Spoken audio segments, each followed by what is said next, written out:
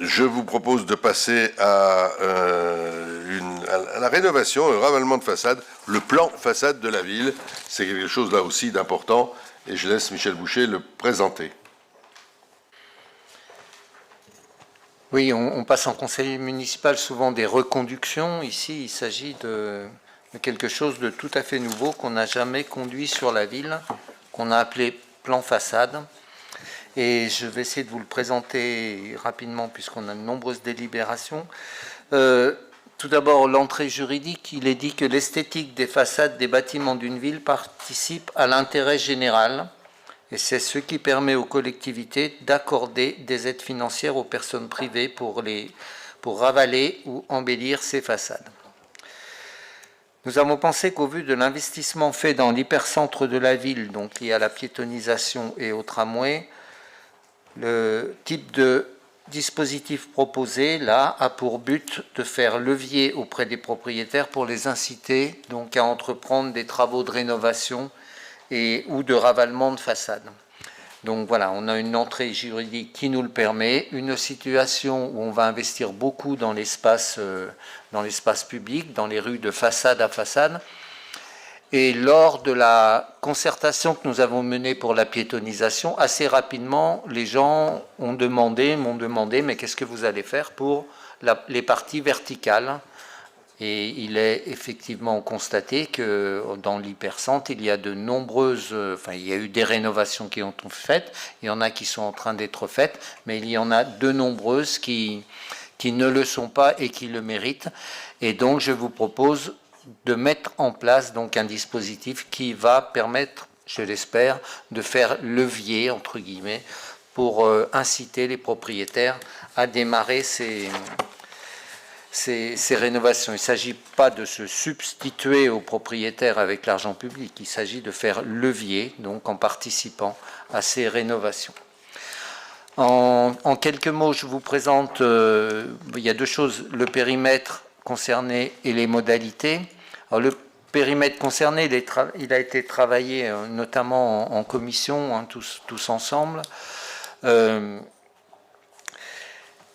vous propose un périmètre qui est lié bien entendu aux parties piétonnes. Vous y retrouvez l'axe du tram et vous y retrouvez l'avenue qui mène donc à la gare et qui s'appelle justement l'avenue de la gare, qui même si elle n'est pas piétonisée s'il n'est pas touché, elle a déjà été aménagée dans sa seconde partie. Je vous propose de le mettre dans ce périmètre.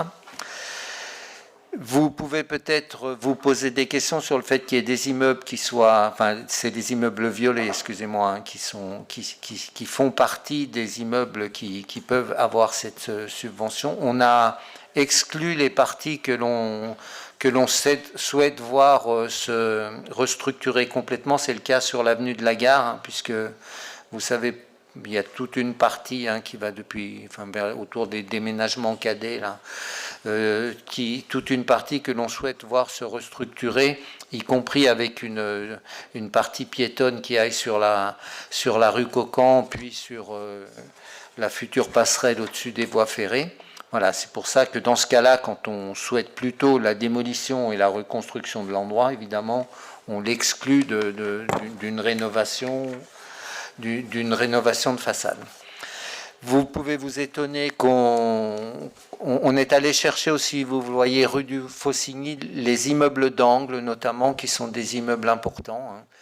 Vous avez celui chez Demoiselle, par exemple. Enfin, voilà, ce sont des immeubles qui ont des caractéristiques intéressantes et qui ont besoin d'une rénovation. Et en angle, ils sont très, très importants.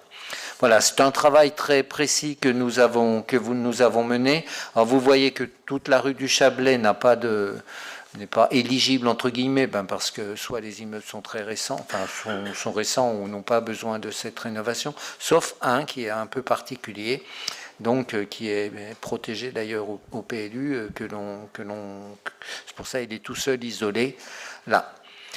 Voilà. Donc concernant le périmètre proposé. Ensuite, sur les modalités. Je vais essayer d'être rapide et précis. Quelles sont les parties de l'immeuble que l'on peut aider? Puisque c'est ce qui est d'intérêt général, c'est-à-dire vu depuis l'espace public. Donc ce sont les parties de façade visibles depuis une voie ou un espace ouvert à la circulation publique qui peut être vu dans un rayon de 300 mètres de la façade. Si on a vous avez ici, je vous montre un exemple là, vous avez une façade et un pignon. Le tout est visible, donc l'ensemble, y compris le pignon, fait partie du dispositif. C'est-à-dire, puisque c'est visible depuis l'espace public, ce qui est visible depuis l'espace public fait partie du dispositif. Par contre, l'arrière ne le sera pas. Donc, les exclusions à ce dispositif, donc les devantures commerciales ou de services en rez-de-chaussée, puisque légalement on ne peut pas le faire, on ne peut pas apporter une aide indirecte au commerce, les passages intérieurs aux immeubles, même ouverts à la circulation publique, les toitures, et les toits terrasses, d'abord parce qu'elles ne se voient pas en général, et les constructions annexes à l'immeuble, type garage et clôture. Voilà ce qui vous est proposé. Si vous voulez bien passer à la slide suivante. Ensuite, quel type de travaux on peut subventionner? Je vous propose que les travaux concernés par la subvention, ce soient les remises en peinture des façades et les parties maçonnées, les changements de parements de façade, puisqu'on a des immeubles qui sont pas peints et maçonnés, mais qui sont en parements de façade, plaques de pierre, de composite, etc. Les isolations par l'extérieur avec couche d'habillage définitif et mise en peinture ou parement de façade. Et au vu des enjeux de transition écologique, ça a été l'objet d'un débat extrêmement intéressant en commission, auquel ont participé aussi les élus de la minorité. Il se posait la question du niveau d'aide. Est-ce qu'on exigeait forcément une isolation extérieure, par exemple, ou pas, voilà. Donc, au vu des enjeux de transition écologique et des contraintes portées sur le parc ancien, y compris en matière d'attractivité pour l'habitation, le dispositif est bonifié en cas de travaux d'isolation par l'extérieur des immeubles. C'est-à-dire qu'on ne l'oblige pas, mais on bonifie l'aide. Et ces aides, y compris liées à l'isolation extérieure, sont cumulables avec les subventions d'autres collectivités en matière énergétique.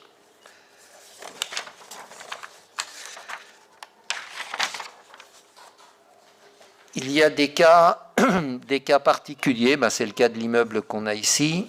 L'isolation extérieure de cet immeuble, elle est déconseillée, on va dire, puisqu'il est particulier de par ces éléments de qu'on appelle modénature. Voilà, donc dans ce cas-là, je vous propose sur les immeubles qui sont protégés au PLU, donc de bénéficier d'une bonification. Donc pour les modénatures, les volets, les serrureries, balcons, marquises, les portes d'entrée et les éléments de décor. Et en cas d'impossibilité de réaliser une isolation par l'extérieur du fait des caractéristiques architecturales de l'immeuble justifiant sa protection, il y a une bonification qui sera à même hauteur qu'en cas d'isolation thermique par l'extérieur. J'espère que c'est clair. On met des contraintes, si vous voulez, à ces immeubles protégés. Voilà, et on les favorise quelque part puisqu'on y met aussi des contraintes. Les montants. Ce que je vous propose, c'est que pour une remise en peinture ou changement de parement de façade, donc pour les parties visibles, encore une fois, ce n'est pas l'ensemble de l'immeuble, c'est les parties visibles depuis l'espace public, je vous propose qu'on ait 30% du coût des travaux, ceci plafonné à 20 000 €. Pour les isolations par l'extérieur avec couche d'habillage définitif et mise en peinture ou parement de façade, on monte donc, puisqu'il y a isolation par l'extérieur, à 50% du coût des travaux, plafonné au double, c'est-à-dire à 40 000 €. Je vous en ai parlé, le cas particulier des immeubles protégés au PLU, donc avec ou sans isolation par l'extérieur, avec couche d'habillage définitif et mise en peinture ou parement de façade, 50% du coût des travaux, plafonné à 40 000 euros, plus les aides spécifiques dont je vous ai parlé pour les modés nature. Il y a une autre façon de calculer qui est par logement, qui peut se produire dans certains cas, je pense à peu près jamais, mais c'était au cas où. On peut aussi calculer pour l'aide avec un minimum de 1 000 euros par logement. Mais en centre-ville, ce qu'est un logement est compliqué. Il faut exclure, enfin je vous le propose, le Airbnb, qui est un peu galopant en ce moment, et puis les locaux qui sont autres que du logement. Vous savez qu'au-dessus des commerces, les étages au-dessus des commerces, les logements se sont transformés souvent en réserve ou en autre chose. Voilà. Mais je pense que le mode de calcul, donc ça sera donc les pourcentages tels que je vous ai présentés, et que très exceptionnellement, il peut être plus avantageux pour les demandeurs de calculer par logement. Mais je pense que ça sera très très minoritaire. Voilà. Je pense que j'ai fait le tour. Merci. Me semble-t-il. Voilà, donc c'est un projet nouveau, qui franchement, enfin je vais le dire très honnêtement, ne faisait pas partie, monsieur le maire, je pense, du programme de départ. Du programme politique que nous avions. Donc c'est quelque chose qui s'introduit là, du fait que d'abord on puisse le faire et que je pense que ça vaut le coup de le faire. Voilà. Donc j'espère que ça permettra des rénovations plus rapides et pour redonner aux espaces privés, donc au-dessus des commerces en général, une qualité qui soit meilleure dans notre centre-ville. Et comme on aura une qualité très forte au niveau du sol par notre projet piétonisation de façade à façade ou le projet tram, donc il est nécessaire aussi pour je veux dire, l'image de notre ville et de notre centre-ville, que cette aide, je souhaite que cette aide soit mise en place et réussisse, c'est-à-dire qu'on y mette les moyens pour que ça puisse être mis en place. On a ouvert une ligne de crédit dès cette année, qu'il faudra moduler, je dirais, en fonction des retours que l'on aura. Merci. Je précise que c'est tout à fait indispensable, et on voit bien que le choix que l'on a fait, par exemple, de mettre des fresques sur les pignons, transforme complètement certains aspects. Alors je ne parle même pas de celle du collège Michel Servais, qui est tout à fait remarquable, mais celui qui vient de se terminer à avenue Émile Zola, là, et cet immeuble qui était vraiment... et d'un seul coup, ça devient un rayon de soleil dans cette rue et à côté des travaux qui est à côté. Monsieur Gaconnet. Oui, quand j'ai vu tous les immeubles avenue de la Gare et l'extension du tram, j'ai eu peur d'avoir loupé un épisode fut un temps. Il y a beaucoup d'épisodes fléchés avenue de la Gare, et faire le parallèle avec le tram, j'ai eu un petit moment de doute sur le tracé. Oh, mais c'était... Pardon. Non, trêve de plaisanterie, je pense que c'est... J'apprécie votre humour. Je pense que c'est un très bon... C'est un très bon choix stratégiquement, et je pense que ça fera énormément plaisir à Louis Mermet et à Claude Renaud notamment, qui ont souvent milité pour l'implication de la commune dans la rénovation des façades en 2014, et je pense que ça va vraiment leur faire plaisir. Effectivement, ça peut inciter les copropriétés à faire les travaux nécessaires. Malheureusement, oserais-je dire, la période est peu propice, parce que pour avoir fait une assemblée générale de copropriété il y a la semaine dernière, les finances sont un peu exemptes à cause de l'envolée des matières premières, notamment du gaz, pour ceux qui sont au gaz, et les budgets sont assez exsangues. Mais stratégiquement, c'est très bien, et je souhaite que les copropriétés concernées puissent se prendre en main et bénéficier de cet apport financier de la commune, parce qu'on aura tous à y gagner, eux, d'un point de vue de leurs biens propres, qui ne sera que valorisé, et de la commune par rapport au visuel que cela pourra représenter, et à l'amélioration de la ville et du centre-ville.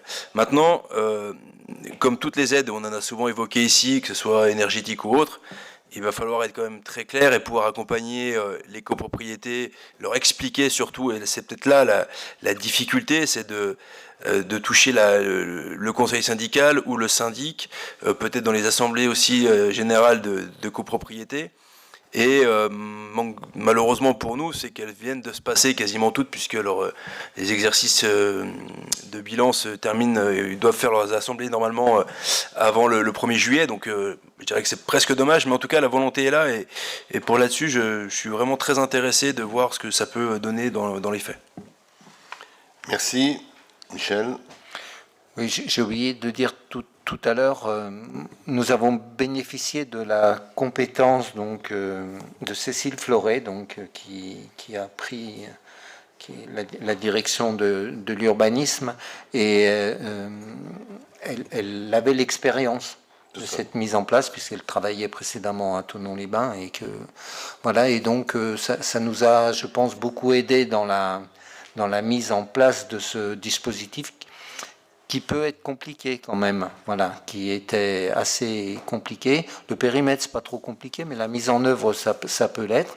Et nous accompagnerons, donc, c'est au sein de l'urbanisme, hein, donc il y a une personne qui s'est portée volontaire, hein, pour accompagner ce travail-là. Alors, évidemment, je l'ai pas dit, mais pour avoir la subvention, il faut bien entendu avoir l'accord de l'urbanisme sur la rénovation de l'immeuble, hein.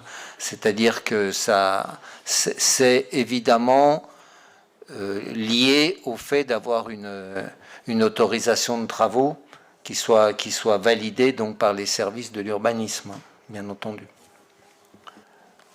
Monsieur Abuchère. Oui, je suis tout à fait favorable à cette délibération, mais juste une question, ou confirmez-moi, en fait, il n'y a pas de limite dans le temps. C'est pour les années à venir, cette subvention, enfin, cette délibération, ou est-ce qu'il y a une limite dans le temps? Réponse de Monsieur Boucher. La limite dans le temps, c'est quand le Conseil décidera de l'arrêter. Voilà. Donc, il y en aura peut-être une, mais je ne peux pas vous la donner. On ouvre cette possibilité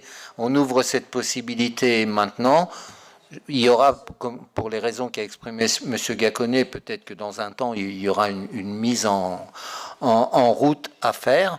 Ensuite, ça sera annuellement que l'on mettra un budget sur cette ligne-là, qu'on adaptera au fur et à mesure du temps. Et voilà, mais il n'y a pas de limite, hein, c'est pas dans les 2 ou 3 ans, voilà.